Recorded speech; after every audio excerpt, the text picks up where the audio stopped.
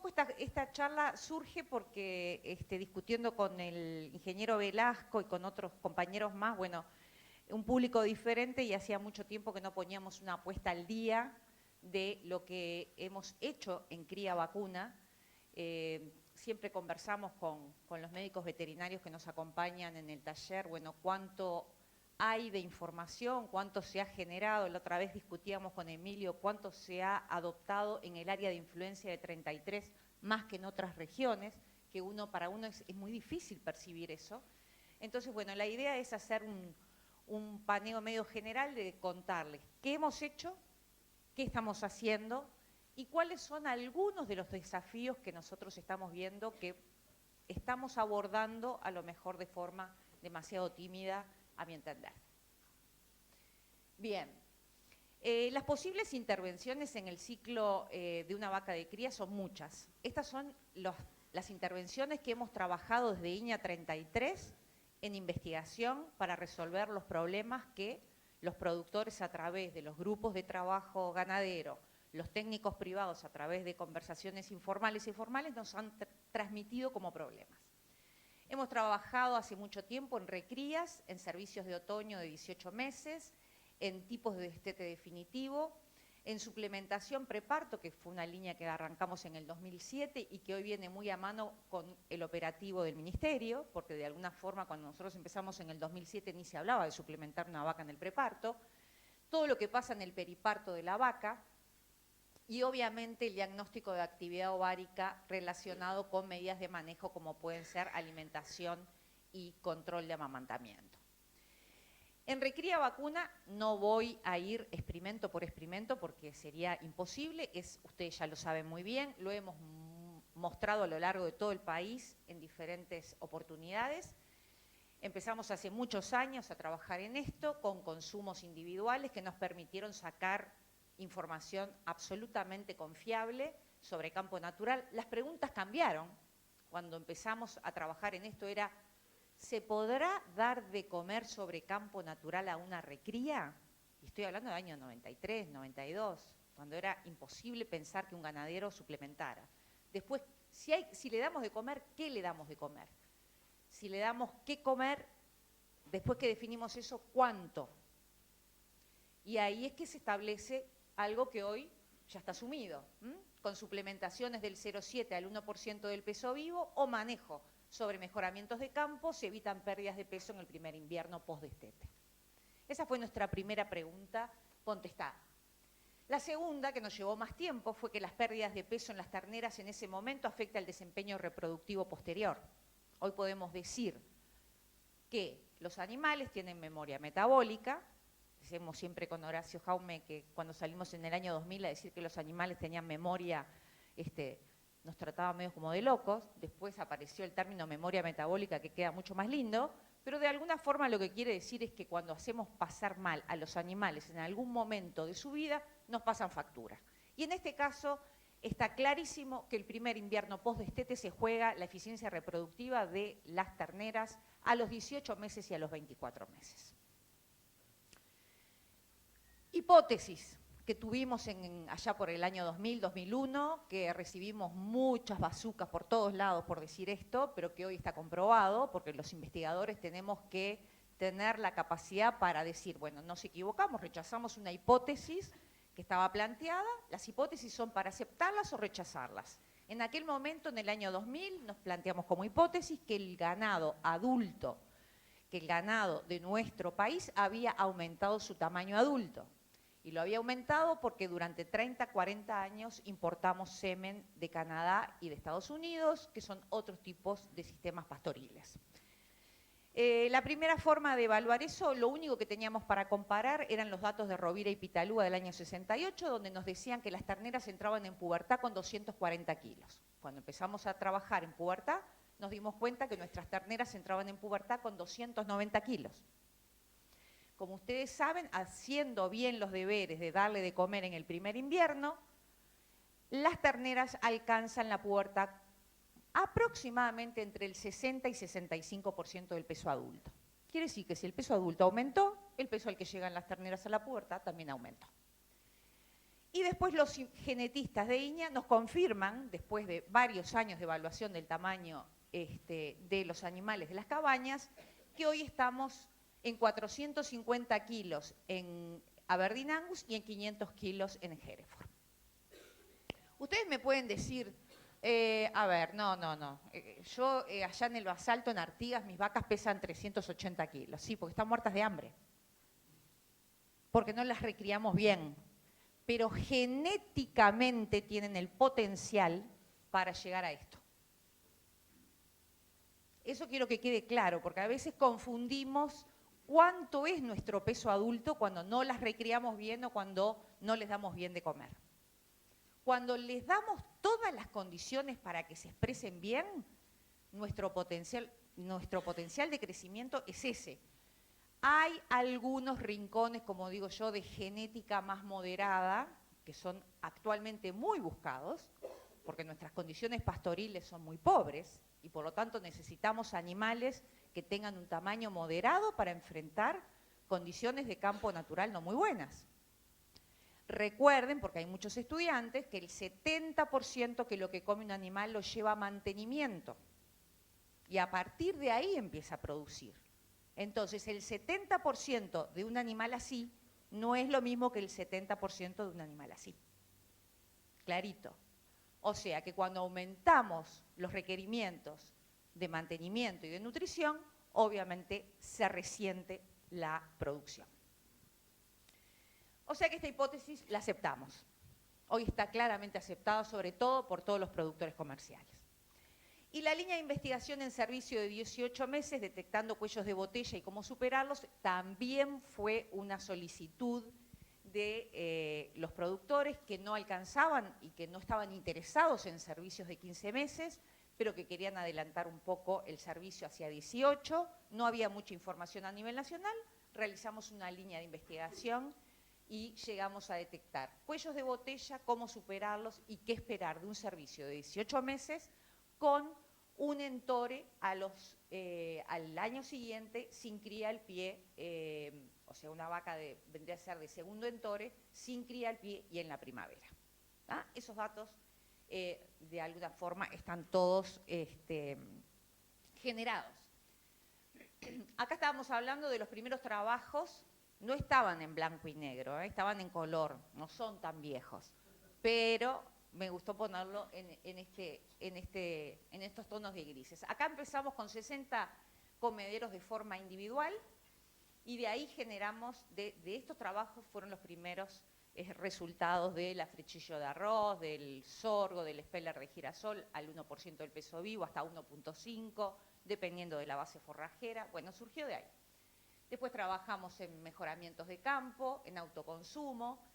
O sea, fueron prácticamente 15 años de investigación para poder recomendar hoy y estar parados firmemente a la hora de hacer una recomendación sólida a los productores, que es, cuando investigamos a cielo abierto, es la única forma de tener una recomendación sólida, es trabajar y repetir los experimentos a lo largo del tiempo. ¿Se terminó esa línea? No, porque ahora las preguntas evolucionaron. Ahora evolucionaron hacia ¿por qué? ¿Qué está pasando en ese primer invierno que aún no pudimos detectar? Y por lo tanto seguimos trabajando con comederos más modernos, como los pueden ver. Acá tenemos un trabajo que estuvimos evaluando insulina y GF1, algunas de las hormonas que pueden estar explicándonos algo que pasa entre los 8 y los 11 meses de crecimiento, del desarrollo del tracto reproductivo. Pero también tenemos otras hipótesis que vamos a llevar adelante. Son trabajos complejos que llevan mucho dinero. Y este fue el último experimento que realizamos en el 2013 y 2014, donde a través de un concentrado proteico con animales con 196 kilos, el año pasado los terneros pesaron muy bien,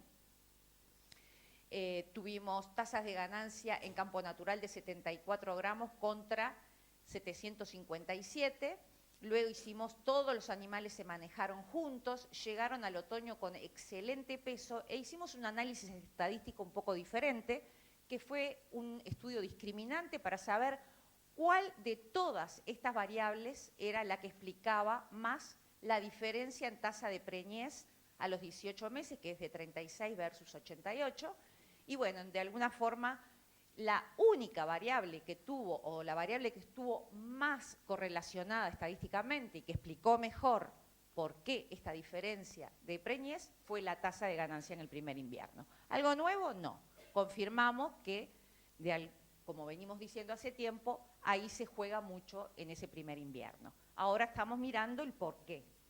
Y de alguna forma muchas veces tendemos a subestimar nuestra información, lamentablemente, y creo que estamos en un momento donde muchos países están mirando para esta región, están mirando nuestros trabajos, están mirando el campo natural, cómo manejamos nuestros animales, y esto que nos parece, todos los productores y la mayoría de los técnicos lo manejan, y estudiantes, fue un trabajo que nos acaban de invitar para presentar en el Congreso Europeo de Producción Animal. O sea, este trabajo que todos lo manejamos acá, que es, bueno, cómo afecta la tasa de ganancia en el primer invierno en la eficiencia reproductiva, lo vamos a ir a mostrar al Congreso en Europa. Bien, manejo nutricional, perdón, antes del parto. Perdón, que me iba a caer yo y yo iba a hacer un papel. Manejo nutricional antes del parto, lo que decíamos antes, muy poca información. La información en el Uruguay se concentró muchísimo en trabajar en el posparto. ¿Por qué? Porque los experimentos para trabajar en el preparto son muy difíciles. Se necesita un número de animales muy alto, se necesita saber la fecha probable de parto, se necesita eliminar animales después, y porque además todas las tecnologías fueron apuntadas en principio, porque estos son como escalones, ¿no, verdad? Empezamos con los destetes, con la suplementación posparto, con el mejoramiento sobre el Lotus Rincón, pero cuando empezamos a trabajar en suplementación preparto realmente nos llevamos la sorpresa de que era mucho más difícil de lo que esperábamos y que en ganado de leche había mucha información, poca en ganado de carne. Por lo tanto, hicimos una línea de investigación larga, duró del 2007, prácticamente el último experimento lo hicimos el año pasado, que fue basado o inspirado en un trabajo en lechería, donde veían que una suplementación preparto de corta duración, 30 a 40 días, disminuía el anestro posparto, o sea, mejoraba el desempeño reproductivo. Dijimos, bueno, si es así y se da en ganado de carne, es una alternativa buena de investigar y bastante seductora. Así que hicimos 7 experimentos, lo hicimos con pasturas nativas y con suplementos, y lo hicimos en vacas primíparas y multíparas. Lo hicimos en estas condiciones porque consideramos que no es lo mismo dar de comer mucho pasto que dar un concentrado, y no respondería igual como hipótesis, nos planteamos una vaca multípara que una primípara. Bien. No voy a mostrar los 7 experimentos, obviamente. Los resultados principales fueron: una suplementación de corta duración antes del parto disminuye la duración del anestro posparto sin afectar el peso vivo de los terneros en vacas multíparas. ¿Cómo lo hicimos? Con 0,7 al 1% del peso vivo, con afrechillo de arroz o con algún balanceado, un concentrado que estuviera balanceado entre energía y proteína. Exactamente, perdón, peso vivo de los terneros al nacimiento, que era la gran preocupación que teníamos. Uy, le damos 40 días de comer al 1%, fíjense, 4 a 5 kilos por vaca, era una bomba.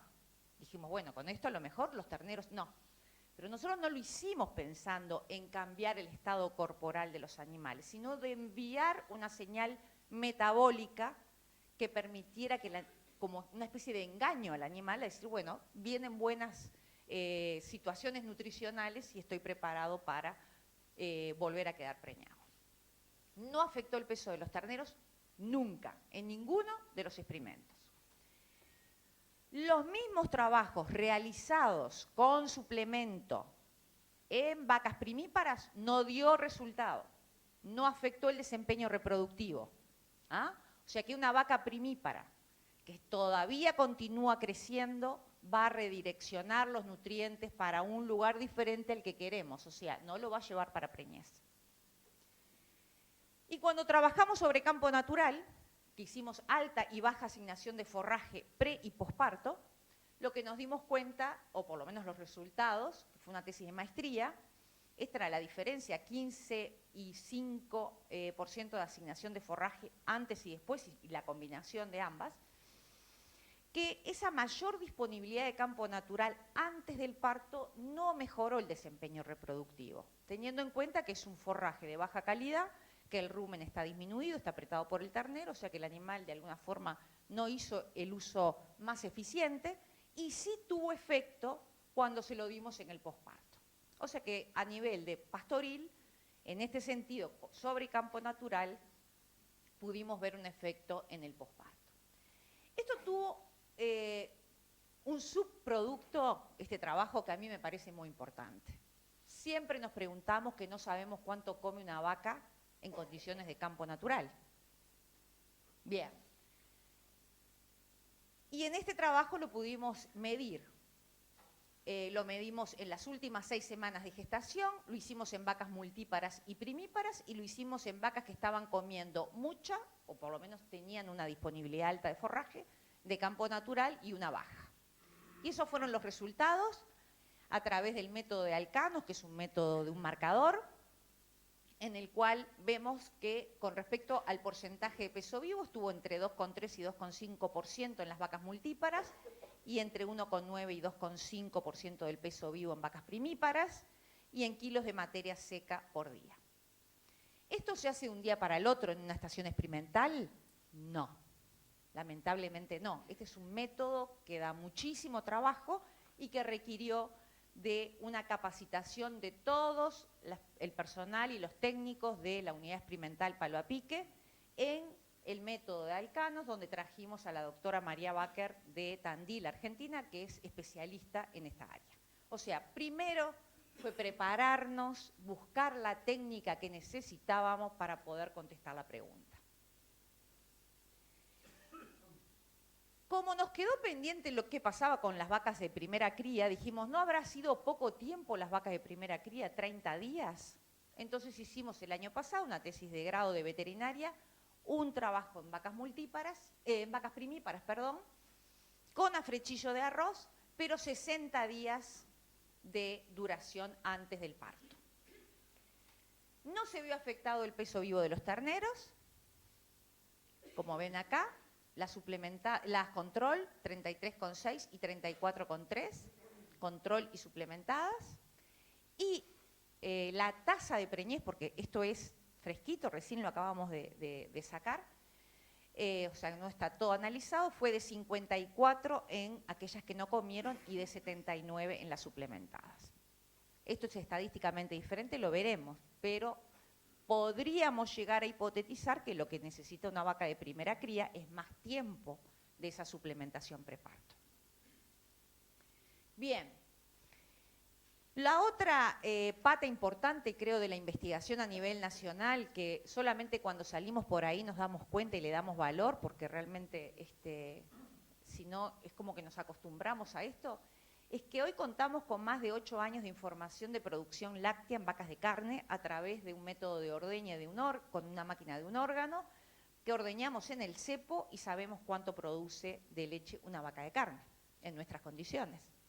Hace muy poco estuve en Argentina, donde tengo estudiantes, y vino un experto de Wyoming y realmente no se imaginaba que nosotros teníamos una base de datos de producción de leche, de vacas de carne, de tantos años, porque ellos no la tenían, no manejaban esa información, y creo que esto, bueno, estamos en miras de poder sacarle mucho más jugo que lo que hoy le estamos sacando a toda esta información.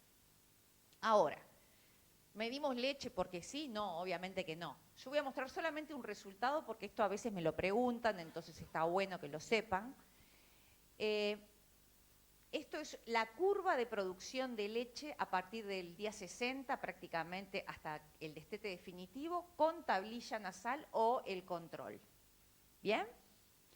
Entonces, esto sí fue novedoso y lo pudimos publicar a nivel internacional porque no teníamos antecedentes de que 14 días de una tablilla nasal, incrementó el nivel de insulina en sangre.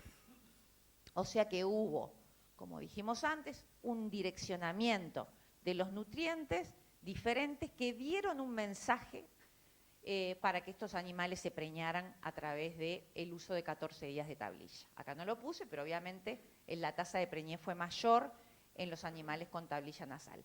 Esta caída de leche luego se recupera. Este es un promedio de vacas flacas y vacas en buen estado corporal. Por eso la conclusión más importante de todo lo que hemos evaluado de este temporario con producción de leche, primero que produce un redireccionamiento de nutrientes, incrementando la insulina y tomándola como una posible interlocutora entre la nutrición y la reproducción, porque eso fue consistente en otros trabajos que hicimos después. Y lo otro, también es importante, que la producción de leche disminuye hasta el 10%. O sea, si ordeñamos a las vacas cuando le estamos retirando la tablilla después de 14 días, la producción de leche es el 10% del nivel inicial. Pero si la vaca está en buen estado corporal, la producción de leche se recompone a sus niveles iniciales. Eso es muy importante. Por eso cuando hay vacas flacas, les decimos no pongan tablilla nasal. Primero porque no van a preñar a la vaca. Y segundo porque van a resentir la producción de leche a lo largo de toda su curva de producción.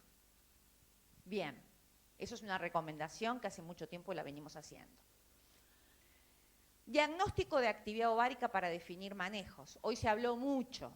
Partimos de la base de que todos sabemos lo que es el diagnóstico de actividad ovárica, ¿no es verdad? O sea, sacar una foto en algún momento, ya sea al inicio o en la mitad del entore, y clasificar nuestros vientres en preñada, si veo el embrión, en ciclando, si veo el cuerpo lúteo, en anestro superficial, si veo folículos grandes, y en anestro profundo, si veo folículos chicos, menores de 8.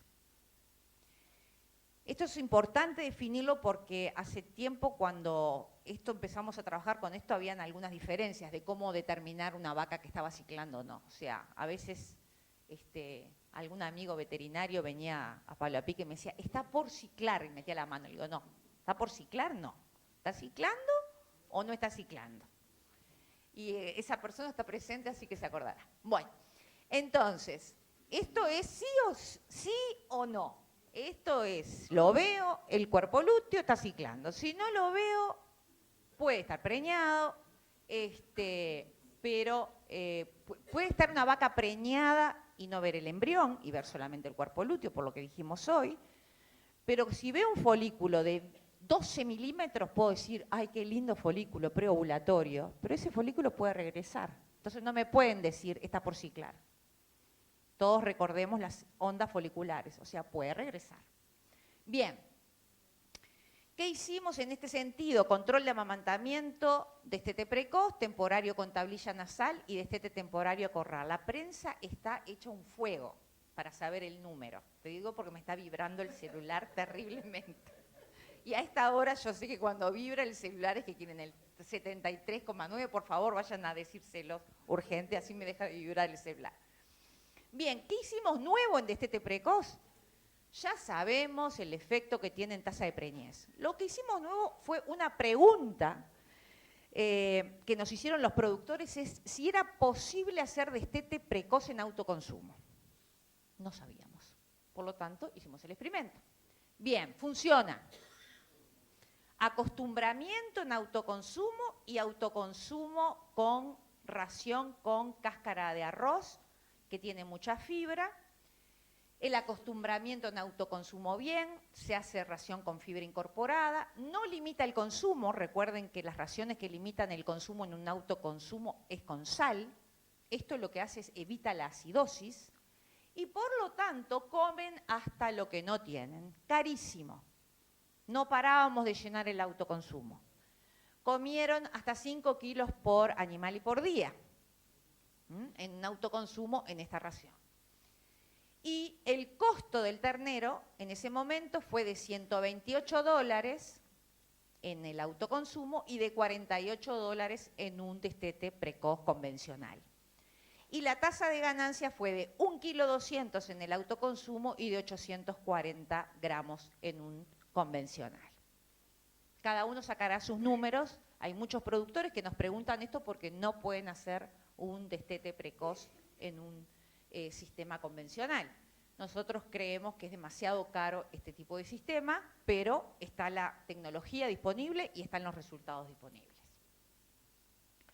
Bien, el diagnóstico de actividad ovárica y destete precoz nosotros lo recomendamos siempre como alternativa para vacas en anestro profundo. Por lo menos fue lo que nosotros evaluamos. Eso no quiere decir que no haya otras alternativas. ¿Bien? O sea, con ovarios chicos con folículos menores a 8 milímetros. Si miramos el destete temporario, sí, ahí hicimos bastante investigación y podemos decir que si tenemos anestro profundo, el destete temporario no mejoró estadísticamente la tasa de preñez, 58 y 68 fue estadísticamente similar. En anestro superficial pasamos de 58 sin hacer nada a 92 con destete temporario. Pero una cosa bastante linda de ver es que la diferencia en condición corporal no fue muy grande. Es más, hay que manejar el 0,25 puntos de condición corporal para detectar esto. Y esto es simplemente para que lo tengan en la mente una vez que lleguemos a la conclusión. Esto nos podemos preguntar, ¿por qué las vacas en anestro superficial responden a un destete temporario? Eso es algo que los técnicos nos lo tenemos que preguntar. Bueno, muy sencillo. Las vacas con folículos por encima de 8 milímetros tienen receptores para una hormona que no importa cuál es, yo la puse ahí, que es la hormona luteinizante para todos los estudiantes, que es la responsable de la ovulación, y solamente hay receptores para esa LH con folículos por encima de 8 milímetros. ¿Qué quiere decir esto? A través del destete temporario nosotros lo que hacemos es estimular la liberación de la hormona luteinizante, o sea, la responsable de la ovulación. Si yo libero LH, pero no tengo receptores capaces de recibirlo y generar la respuesta, no sirve de nada.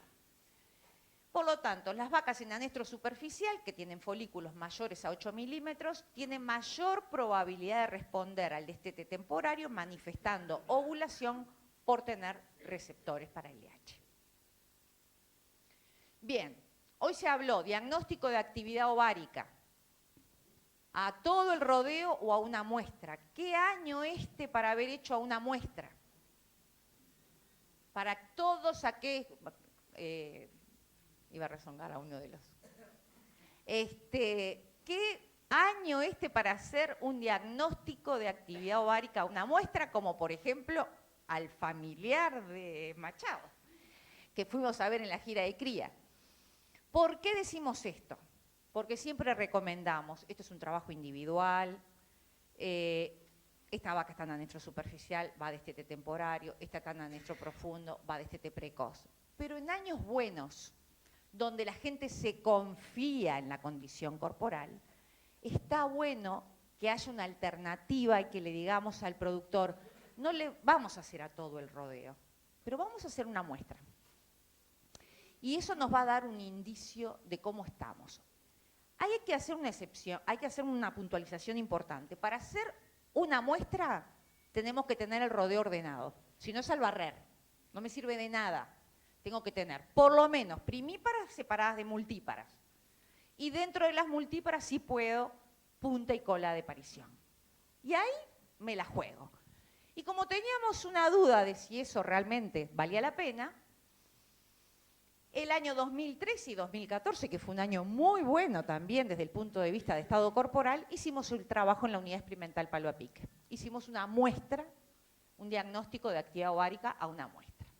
Recordar que el entore en la unidad es de 64 días, el diagnóstico se lo hicimos a una muestra del 30% y teníamos dividido en multíparas, cabeza, cuerpo y cola de parición y en primíparas, cabeza y cola de parición. Muchos de ustedes se acordarán porque lo mostramos en el campo cuando estábamos aplicando los tratamientos. Bien, parecen muchos números, pero acá vamos a centrarnos en algo importante, o por lo menos en donde yo quiero que ustedes presten más atención. La cabeza de parición de las vacas multíparas había un 57% ciclando, un 36% en anestro superficial y un 7% en profundo. El cuerpo de parición, 0 ciclando, 85 en superficial, 15 en profundo. Y la cola, que tenía 42 días de parido, tenía un 10% ciclando, un 40% superficial y un profundo, un 50% en profundo. Cuando hacemos una muestra, tenemos que tomar una decisión al grupo. No podemos, porque estamos sacando un 30% del total.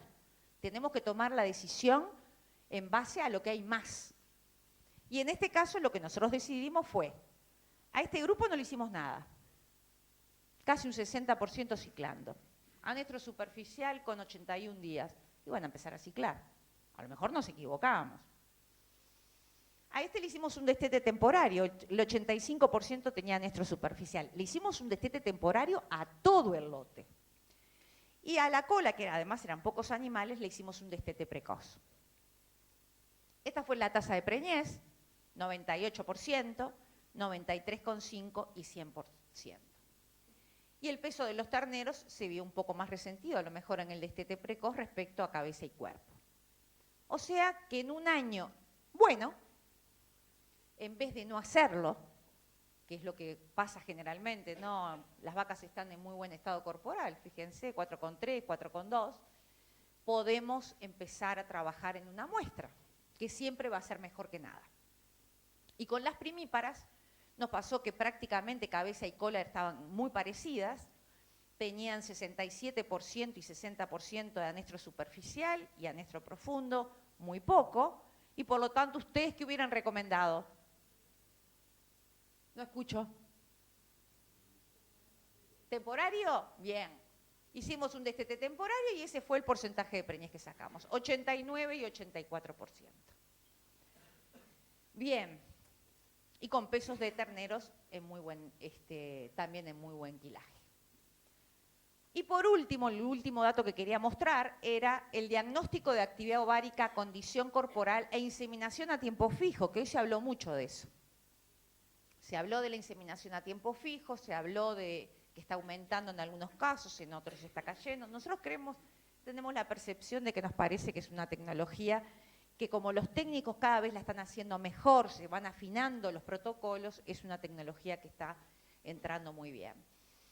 200 vacas multíparas con cría al pie, esto estuvo a cargo de un médico veterinario reconocido en la región, que fue a Palo a Pique a hacer este trabajo, y quiero mostrar algo.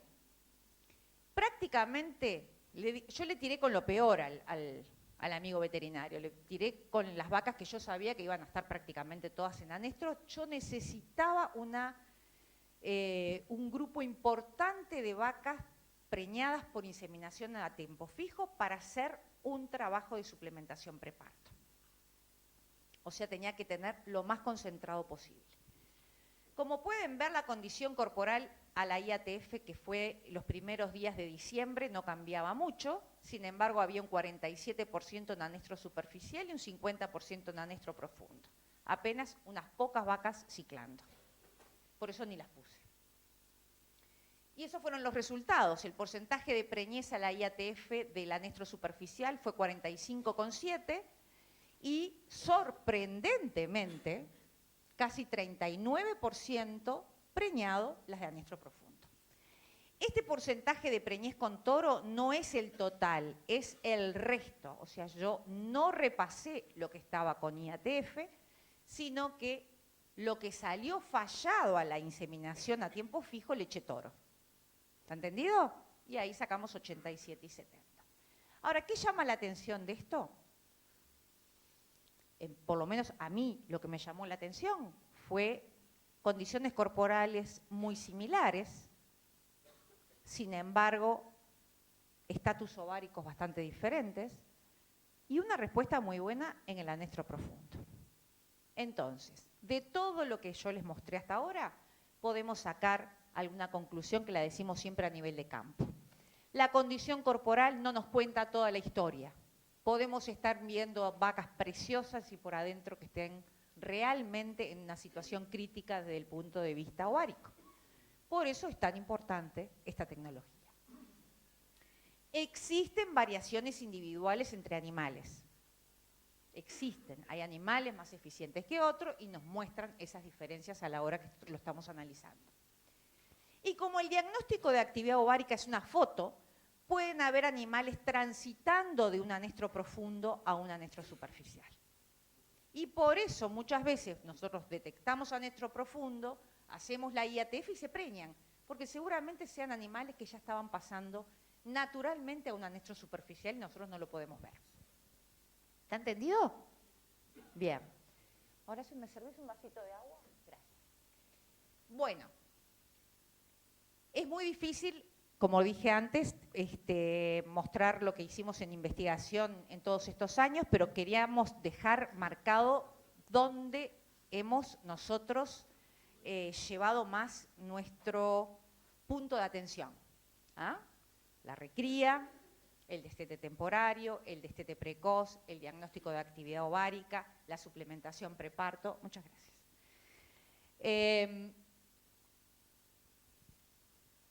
Hay más información, obviamente, pero ¿qué pasa? Tenemos una mala costumbre y que le hace muy mal a los estudiantes y a los técnicos, y es que al no documentar la información, si no la documentamos no existe. Ustedes no pueden salir a leer nada. Por lo tanto, lo que hemos hecho en CRIA es proponernos cada 5 años hacer, ustedes saben que los ciclos biológicos de la cría son largos, y por lo tanto nos hemos propuesto cada 5 años hacer seminarios de actualización técnica donde está no solamente la información que genera INEA 33, que se compone de un equipo de 2 personas para cría, sino de toda la investigación que hay tanto de Facultad de Agronomía como de otras estaciones experimentales. También hemos hecho el esfuerzo, porque esto sí implica un esfuerzo, de que alguna de la información que generamos, no toda, pueda pasar las fronteras. O sea, que Uruguay se posicione en este tema fuera de fronteras y decir, bueno, también que nos conozcan por nuestros trabajos de cría. Algo que para nosotros es muy importante, las jornadas presenciales. Jornadas de campo en la unidad experimental Palo a Pique. Siempre que podemos abrimos las puertas de la jornada de Palo a Pique para discutir con productores y técnicos nuestros trabajos.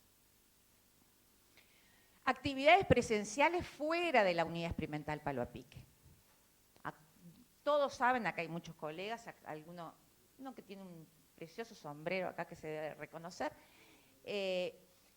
donde nos llaman, en cualquier lugar nosotros estamos. O sea, somos pocos, pero tratamos de marcar presencia donde nos piden que estemos para evacuar dudas, para acompañar a los productores, para acompañar a los colegas agrónomos y veterinarios en las jornadas.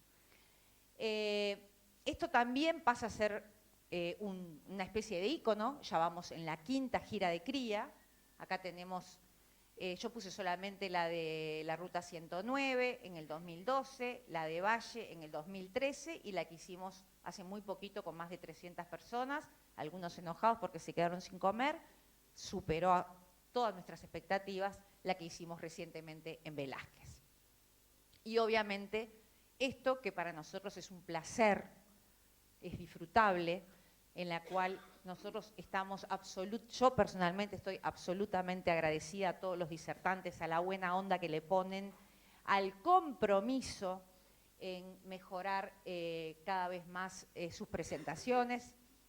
Así que en ese sentido me parece que está bueno reconocer en este caso que ya vamos por el 13º y seguramente haya recambio y no seamos nosotros los que sigamos para adelante dentro de unos años, pero lo importante es que el evento esté presente. Bien, entonces como dijimos, en investigación hemos trabajado en 2 ejes, nosotros no nos pidan de trasplante de embriones, de toros, no, nos hemos centrado en 2 ejes que consideramos que eran cuellos de botella cuando empezamos a trabajar.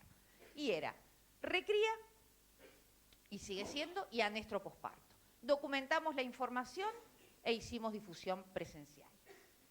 ¿Qué estamos haciendo ahora? Porque es importante que sepan lo que estamos haciendo ahora. Primero, experimentos de corto plazo. ¿Qué quiere decir eso? Demandas inmediatas.